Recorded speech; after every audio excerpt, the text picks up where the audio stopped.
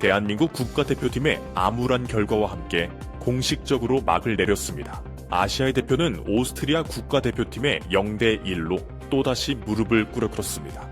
경기의 유일한 골은 후반 시작 직후 48분 미드필더 마르셀 자비처의 발끝에서 터졌습니다. 이로써 유럽 원정 2연전을 마친 한국은 이전 전파에 5실점, 단 한 골의 명예회복도 하지 못한 채 짐을 쌌습니다. 며칠 전 코트디부아르에 당한 0대4의 끔찍한 대참새도 불구하고 홍명보 감독은 여전히 보수적인 태도로 3백 시스템을 고집했습니다. 그 전술적 결과는 피치 위에서의 전면적인 열세로 나타났습니다. 한국은 상대에게 플레이할 모든 공간을 내주었고 볼 점유율은 오스트리아의 절반 수준에 불과했습니다. 메스트로 이강인은 완전히 고립되어 거친 압박에 끊임없이 시달렸습니다. 한편 주장 손흥민은 직접 공을 찾기 위해 깊숙이 내려와야 했고 15분, 62분, 73분에 절망적인 슈팅을 시도했지만 이미 바닥난 체력 탓에 모두 가로막혔습니다.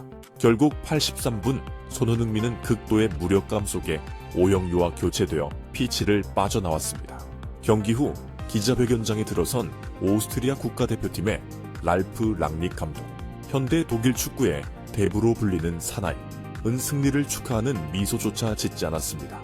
그는 제자들의 압도적인 경기 장악력을 찬양하는 대신 상대 팀의 퀄리티에 실망감을 드러냈습니다. 랑닉 감독은 아시아 전역에 언론의 폭탄을 투하하며 충격적인 사실을 폭로했습니다. 그는 자비처의 선제골 이후 선수들에게 더 이상의 득점을 노리지 말라고 주도적으로 지시했다는 것입니다. 그 이유는 오스트리아의 능력이 부족해서가 아니라 손흥민 개인에 대한 절대적인 존중 때문이었습니다. 이 잔인한 고백은 무척이나 뼈아픈 진실을 무심코 발가벗겼습니다. 현재 대한민국 국가대표팀은 상대가 체면을 세워주기 위해 스스로 브레이크를 밟아야 할 정도로 철저히 붕괴되어 있다는 사실을 말입니다. 본격적인 이야기로 들어가기 전에 좋아요 버튼 한번 부탁드립니다. 동정심이 내린 선고, 우리는 소니를 존중하기 위해 멈췄다.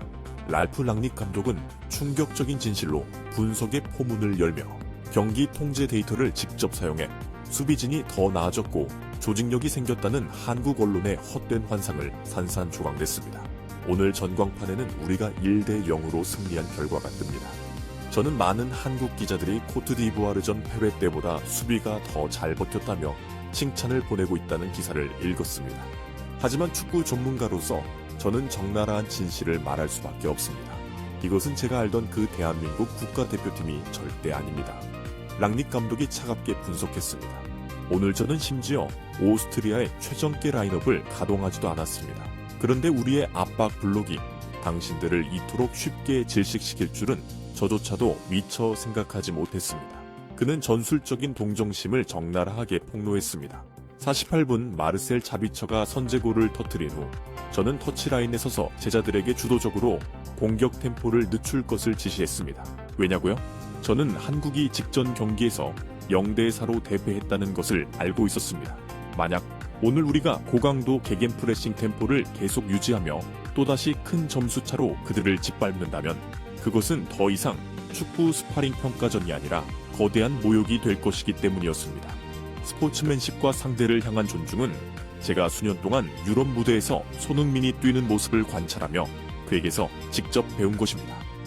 제가 한국을 최소 점수차로 패배하게 둔 이유는 극도의 패닉에 빠져 여론이 선수들을 물어뜯게 내버려 두는 대신 한국 코칭 스태프가 최소한의 제정신을 유지한 채 자신들의 시스템적인 구멍을 똑바로 직시할 수 있도록 기회를 주기 위함이었습니다.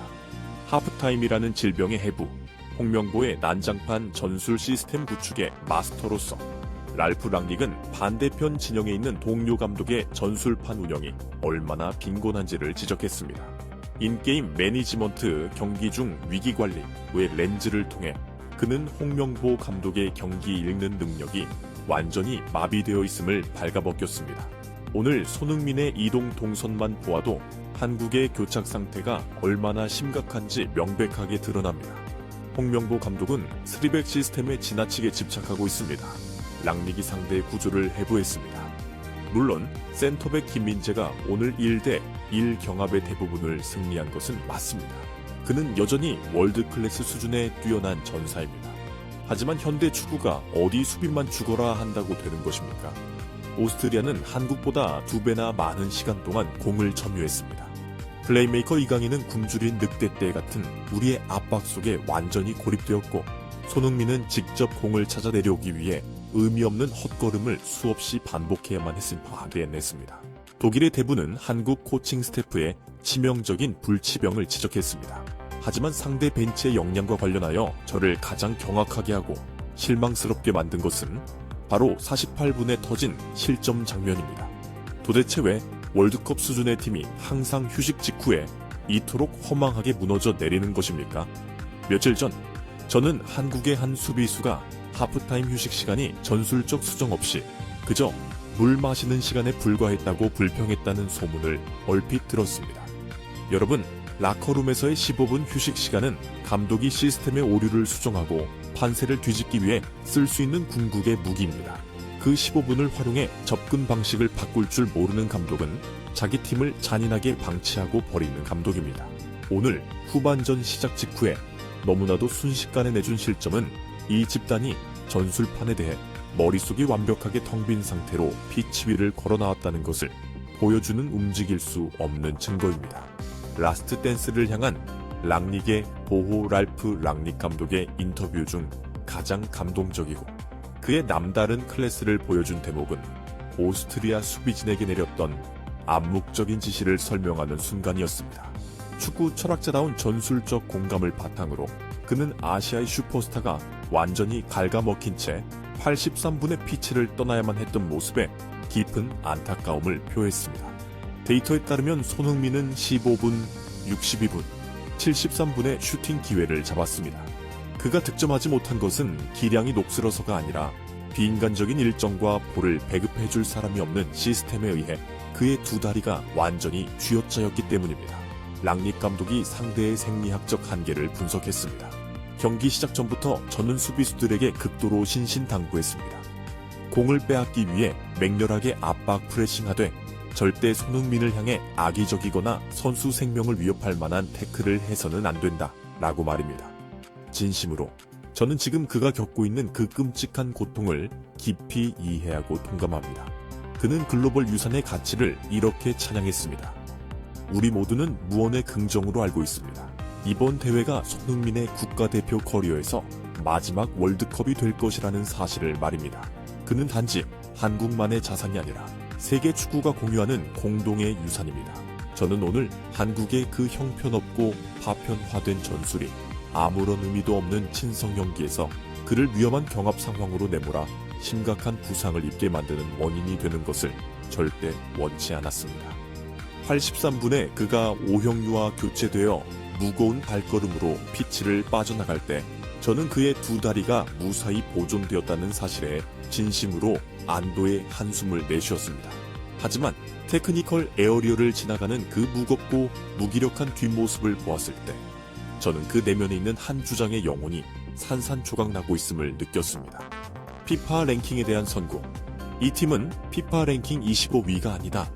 빈에서의 기자회견을 마무리하며 랄프 랑닉은 동정심을 거두고 랭킹에 대한 맹목적인 착각을 박살내며 한국 축구의 미래에 대한 섬뜩하고도 극도로 경계심을 불러일으키는 암울한 예언을 내놓았습니다.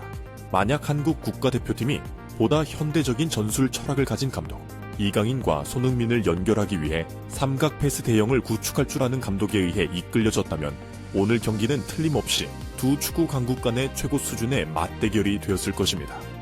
랑닉이 솔직하게 평가했습니다. 하지만 피치 위의 현실을 보십시오. 이토록 파편화되고 수동적인 경기력은 결코 피파 랭킹 25위에 당당히 앉아있는 팀의 것이 아닙니다. 이 재앙과도 같은 친선 연기 이 연전이 끝난 후 포인트 계산 알고리즘에 따르면 아마도 당신들은 세계 랭킹표에서 더욱 비참하게 추락하게 될 것입니다.